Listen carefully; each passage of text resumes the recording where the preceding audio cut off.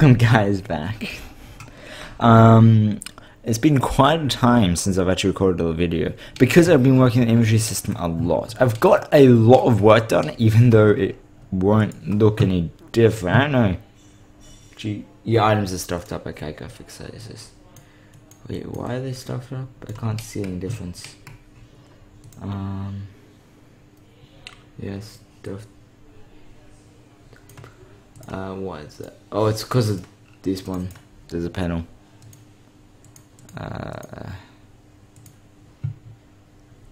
Where is it? This says this. So remove companion. That should fix it.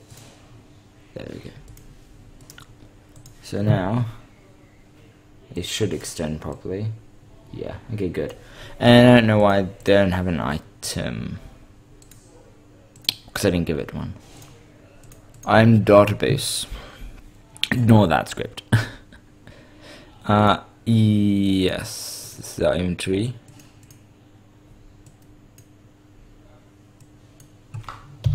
Which is size 0, because we're going to make it whatever size we want, because it's a... So I just got to double check everything is right, because I can't remember what half the stuff I did. What is our inventory? Our inventory is a classification of items. Where do we put our inventory stuff? Because this is actually different.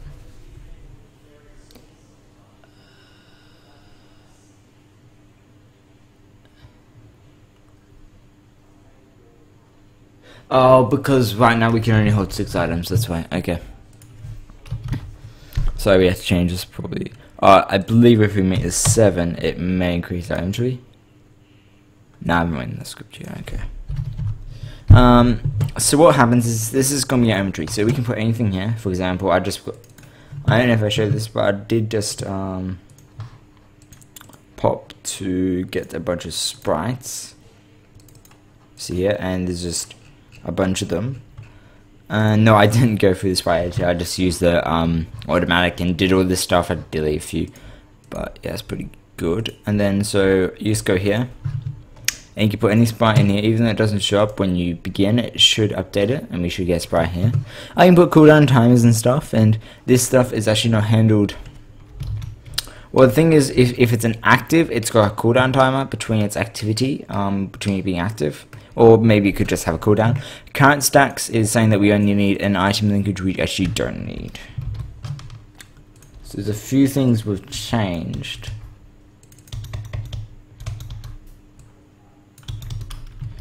And that shouldn't break anything.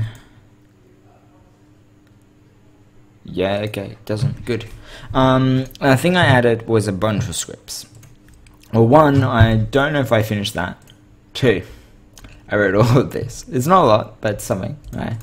I wrote all of this. No, I didn't click properly. Oh, I was cleaning it. Yeah, we'll just end all these. Because I think I stuffed up a bit. And then we can go there, and we can open up back all these.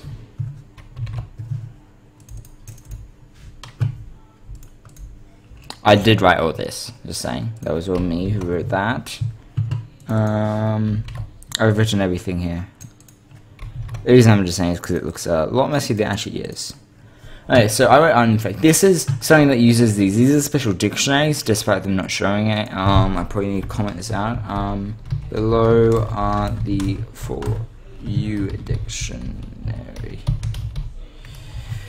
And now this code won't work if you don't have events inspected. If you don't have events inspected, don't worry. Just make these normal dictionaries with the generic class, and what will happen is it won't change anything.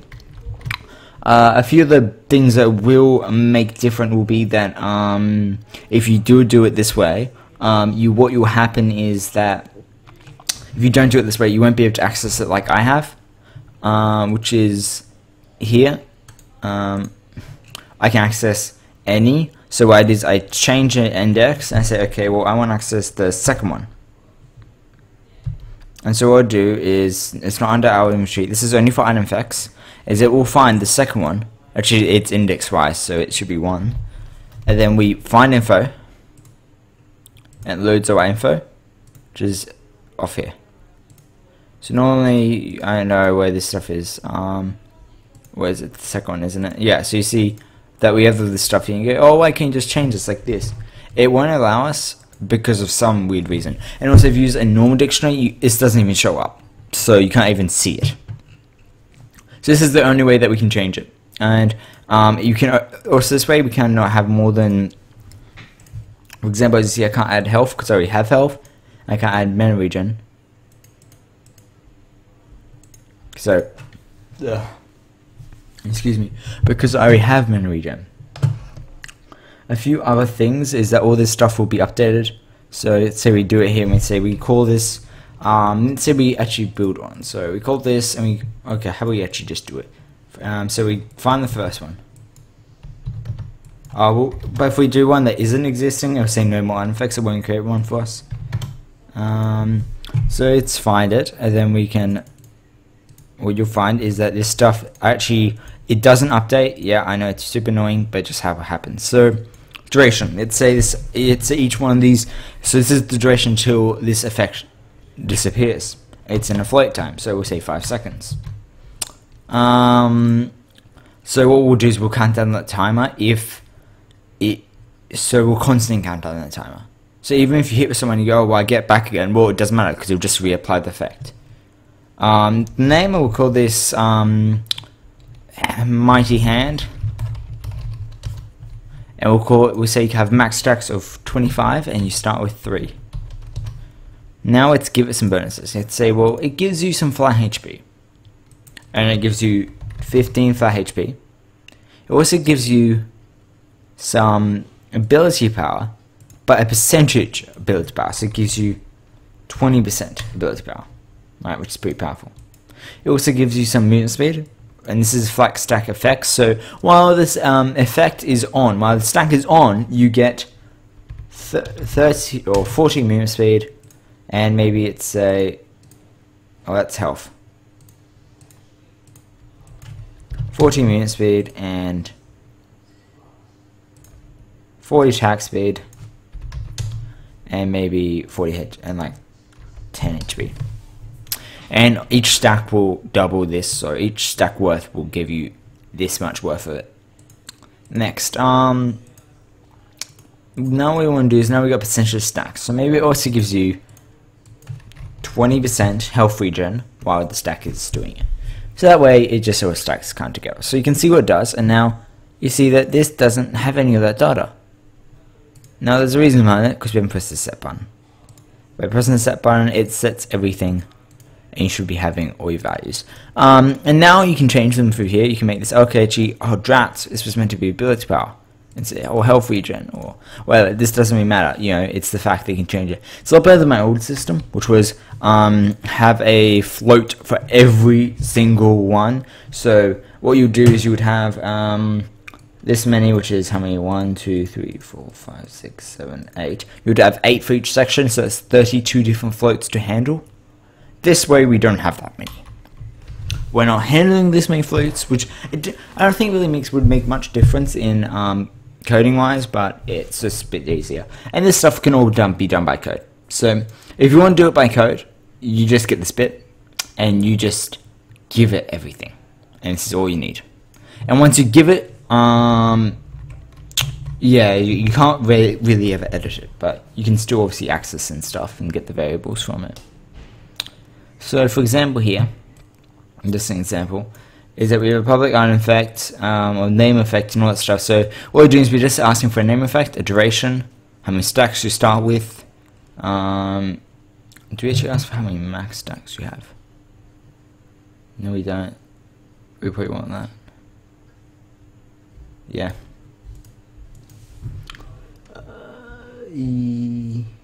Yeah. So you want a insert of max stacks, and then we go okay. Well, max stacks is equal to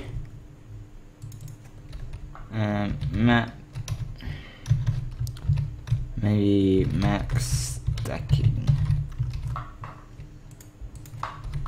We get it that way. and that way, that's one of the things I forgot. So you give it a duration, stack start, name, max stacking, and then you give it a stat types. And so what you're basically doing is you're basically building a dictionary. So this is how you'd build a dictionary. So we have a flat bonuses of stat types, so our starter dictionary, and then we have our secondary part of our dictionary, which is the actual thing. So we can look for our dictionary by stat bonuses. So we can say, give me the stat bonus of flat bonus effects that gives you health, and goes, okay, yeah, the key does exist. Here's what the data is. So we can do stuff like that. We've got percentage bonuses and stuff like that. And so we're just kind of going for each one. So that means there's going to be there's going to be 8 of these that you have to fill out, instead of having, I'm not joking here, 32 floats to have here. So we'd have a list of 32 each individual float that you may want to edit. Yeah, that would take a while. And what we're doing is, this is actually a really cool system I built here. This thing, even though it seems small, it's actually really cool. So what it does is it gets all the lengths of all of them, and it creates a index of them. It just creates kind of a like an array of all of them, all the lengths. So you have all the lengths. Then what it does is it chooses the max length of all those, and defines that that's the max length that the thing will be.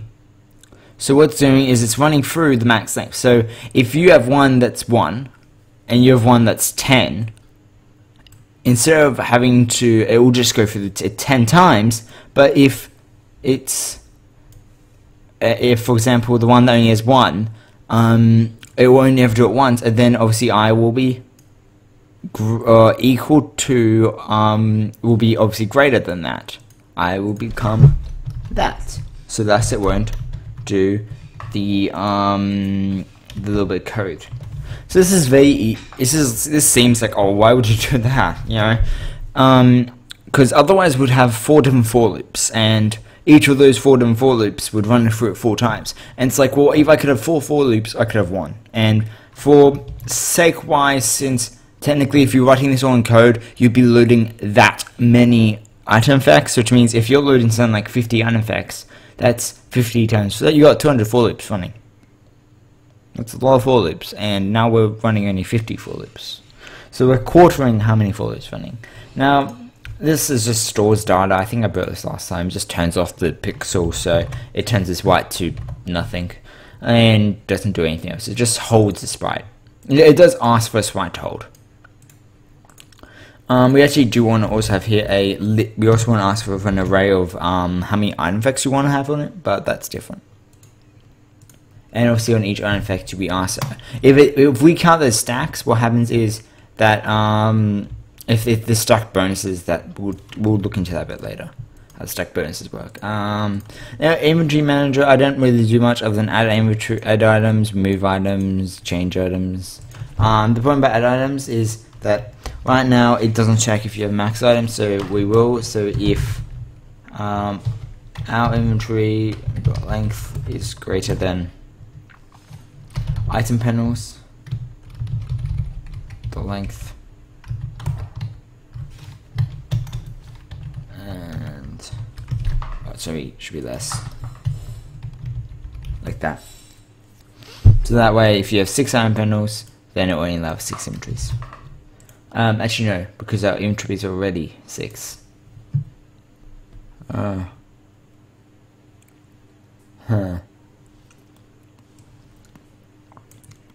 Oh, we can do this. If our inventory 6, or sorry, that's 1 dot item texture or name is not untextured, is not equal null.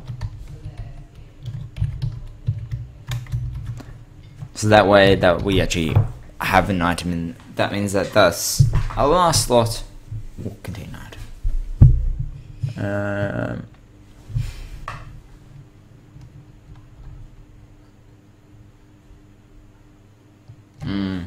I've actually done this wrong.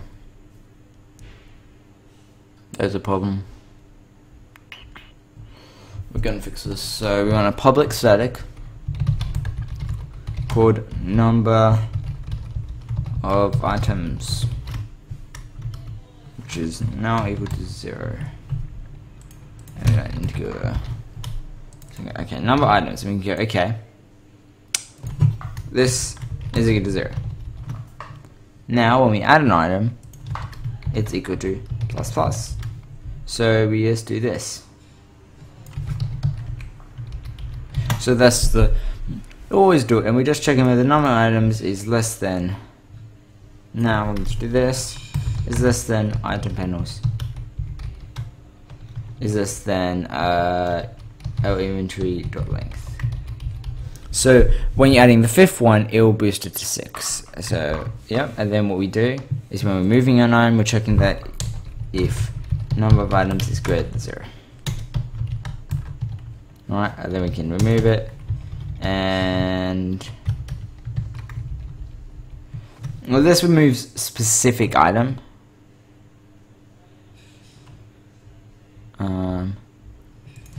And so now we can just check if item ID is greater than 0, or greater than or equal to 0, since we can technically remove.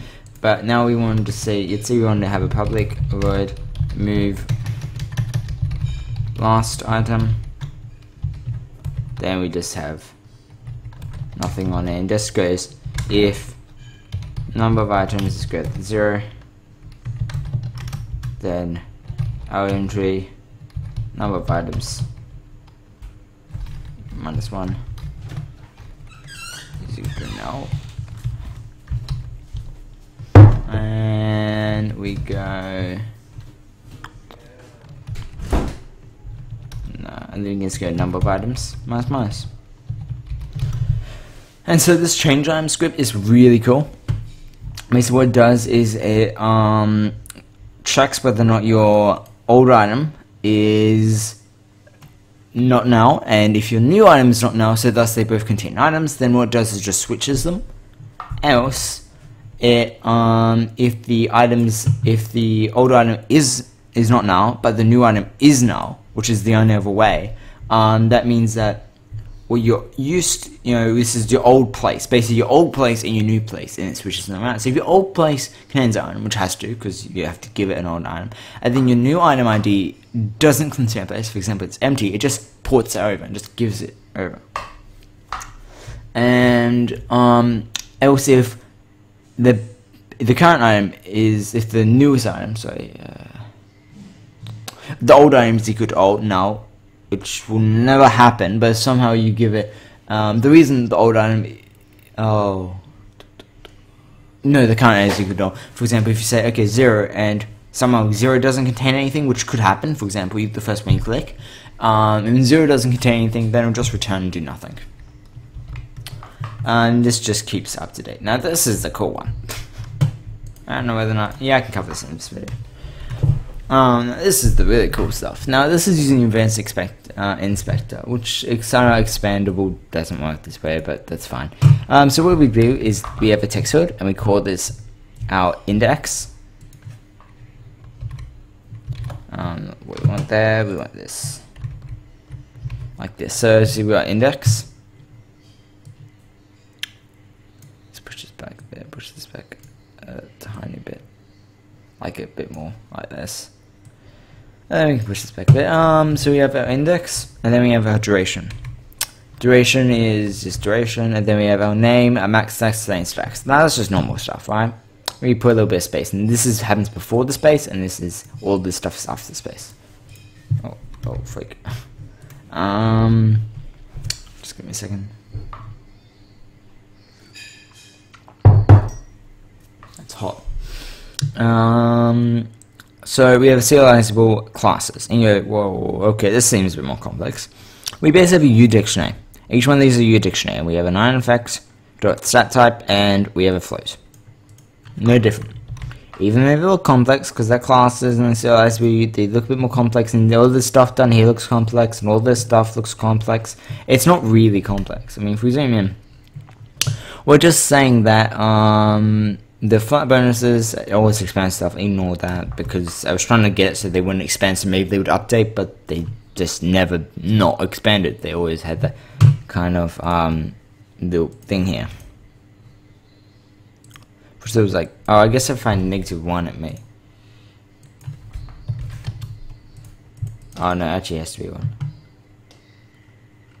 Ah, -1, that's right, because I have to do something about that. That's quite good. Okay, interesting. Yeah, so, and then there's just basically, what we're saying is we're just building a public one of these into an object that we can view and change and stuff. So each one of these is essentially each one of these.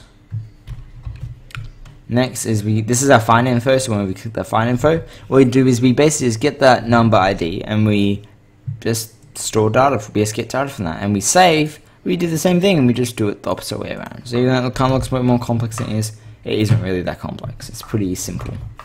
But it's just kind of some early custom edited stuff. I want to do a lot of custom edited stuff with this. Because I don't do a lot normally. Just looking at how this is built around.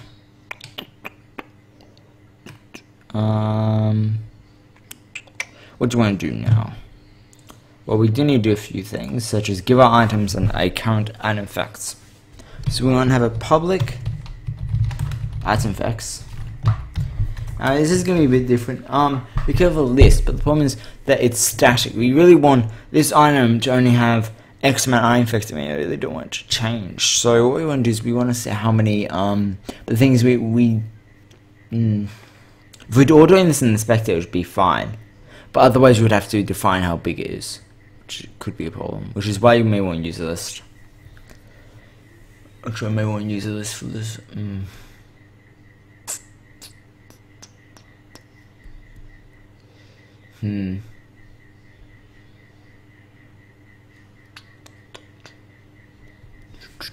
Just thinking.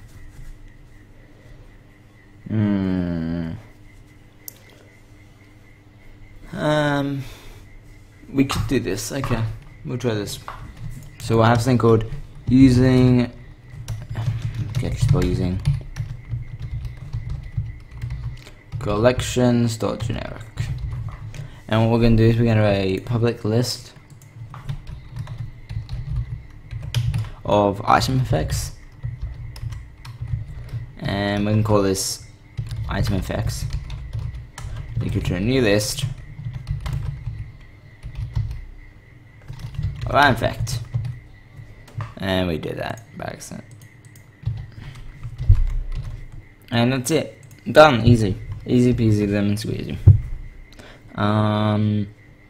Yeah, so we also want, hey, whenever you're building an item, can you give us also a list of item facts? I'm going to call these or item like this, or effects. To a new list. Do I need to do this? Of item effects. No, I don't. Okay. Can you give me a list of item effects? And then we go, okay, well, item effects.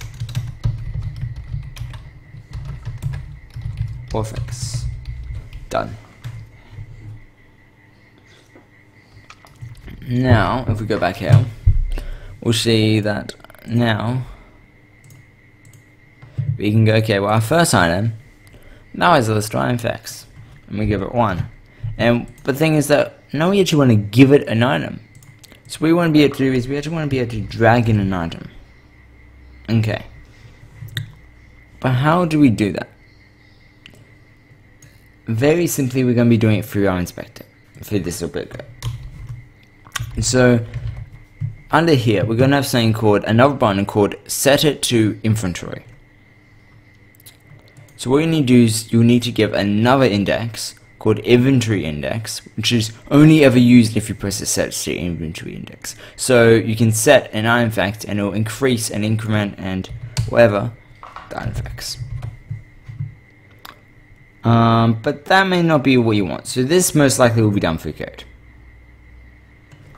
For example, inventory manager awake. After all the stuff is done, we can go item.add or our inventory dot entry, how we go 0, the first one, dot add, dot item effects. I see what I'm saying. Yeah, because we're adding an item. So we go add item, and we'll give it an item, and we'll give it, what should we give it, like, I don't know, a new item of ID of 0, a timer of maybe 10, because this is how long the well, if we give 0 because it's inactive, maybe because it doesn't have a timer. A sprite texture of null, and actually no, we'll build a sprite texture.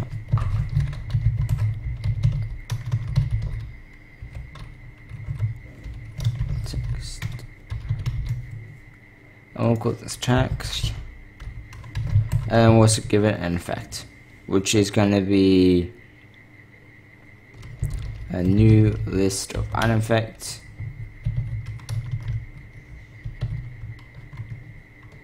Be a new, and then we're going to go dot add dot new item effect, and then we can add this plus this. So what we do is now we have, okay, item effects, maybe say we add item effects 0, then we add item effects 1.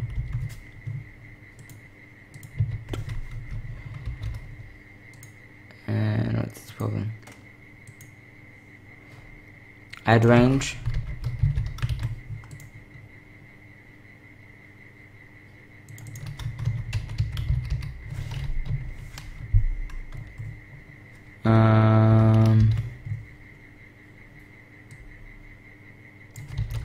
A new how we got item effects. Thing is, if we just give it all item effects, it'll just add like every single one.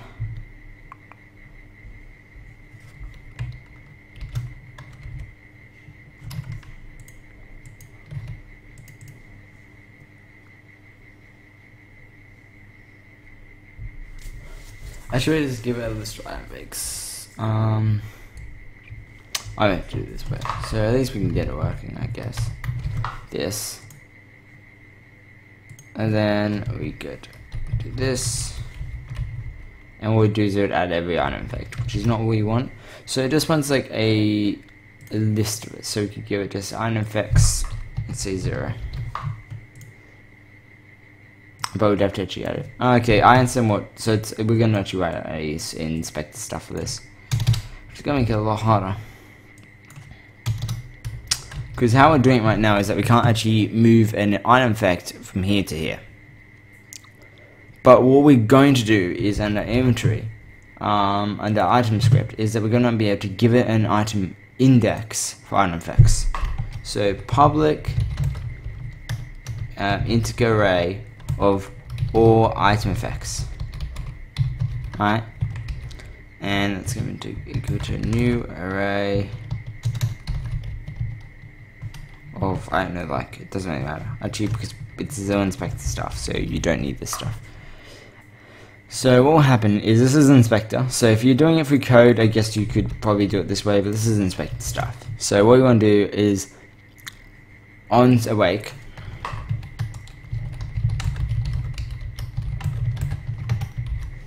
and you go item effects,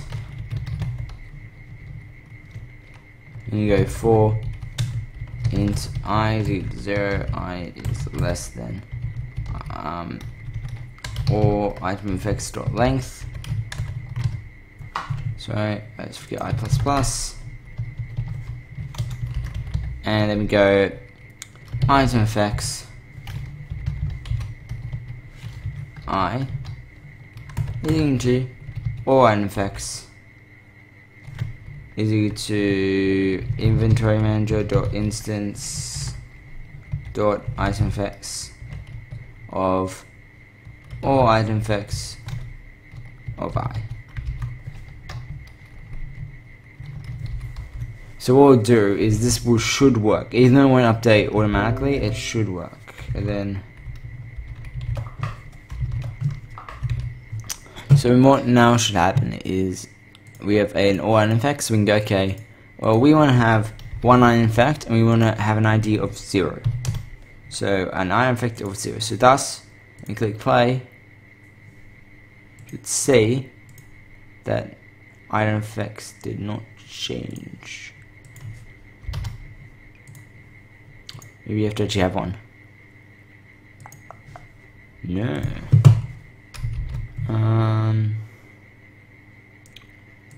Oh, we may want to add it. So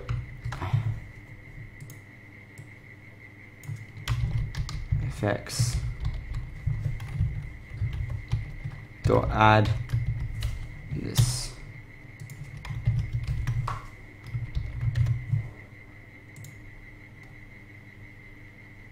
And it may work a bit better. It doesn't. Okay, let's. Oh, because it's probably running under here. Just thinking whether or not we want to. Okay, we can do it under here. And you just go item effects dot all item effects. And so we're gonna do is we're gonna do a for loop inside for loop. So we're gonna go for into I is equal to 0, I is less than item, then our inventory dot length. G number of items.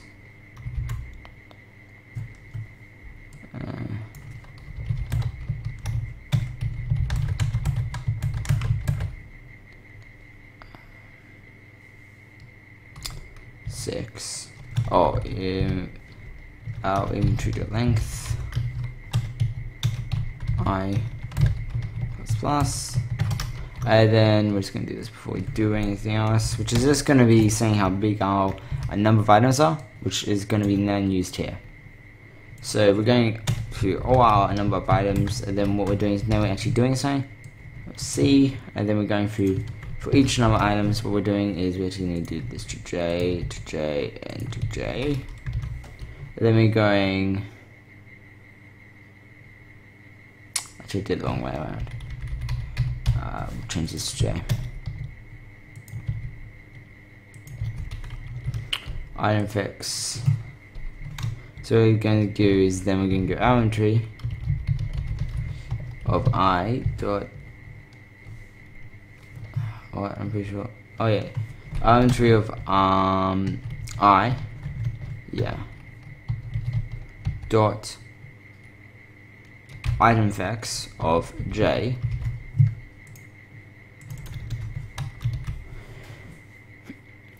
So now we want to go for each item effects dot length. J.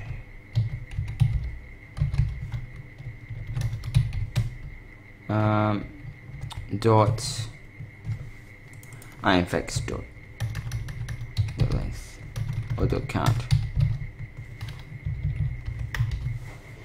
But we actually want to do all item effects.